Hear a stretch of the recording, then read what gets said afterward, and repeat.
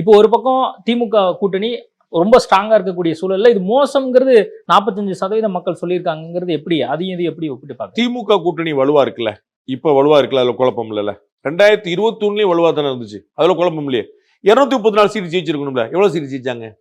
ஏன் 75 சீட்ல ஏடிஎம்கே கூட்டணி ஜெயிச்சது? வலுவா இருக்கு. அப்பயும் வந்து வளையம் தானே. அன்னைக்கு பார்த்தீங்கன்னா 2021 இவங்க தான் நினைக்கிறாங்க சரிங்களா. 40க்கு 40 பாராளுமன்றம் எடுத்தாங்கல்ல 2024. 2021 ஏன் 234 எடுக்கல?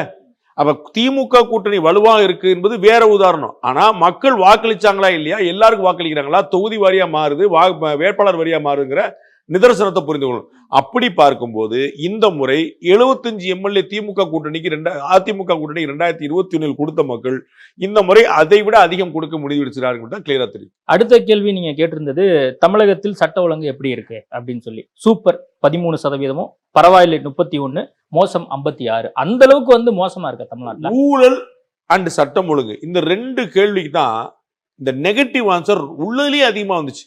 நீங்க பாரத பிரதமர் பத்தியோ இந்தியா பத்தியோ ஆபரேஷன் சிந்தூர் பத்தியோ மற்ற விஷயங்களை கேட்ட போதெல்லாம் கூட கீழே விழுது. மற்ற கேள்வி இன்னும் திரு உதயநிதி பத்தி நிறைய கேள்வி. ஆனா இந்த அளவுக்கு அதிகமா ஊழல் இருக்குதான்னா பயங்கரமா இருக்கு அப்படிங்கிற ஒரு சென்ஸும் ஆட்சியில சட்டம் ஒழுங்கு சரியில்லைங்கிற சென்ஸும் உள்ளே இதுதான் காமன் மேன் அஃபெக்ட் பண்ணக்கூடிய விஷயங்கள்.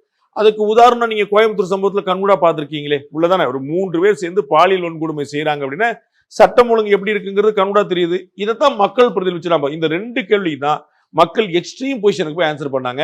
அதுதான் அதிருப்தி நுழை. நல்லா பார்க்கணும். நீங்க திமுக ஆட்சி எப்படி இருக்குன்னு 20% பேர் சொல்றாங்க, சூப்பர்னு. புரியுங்களா? சட்டம் ஒழுங்கு எப்படி இருக்குன்னா 13% பேர் சொல்றாங்க.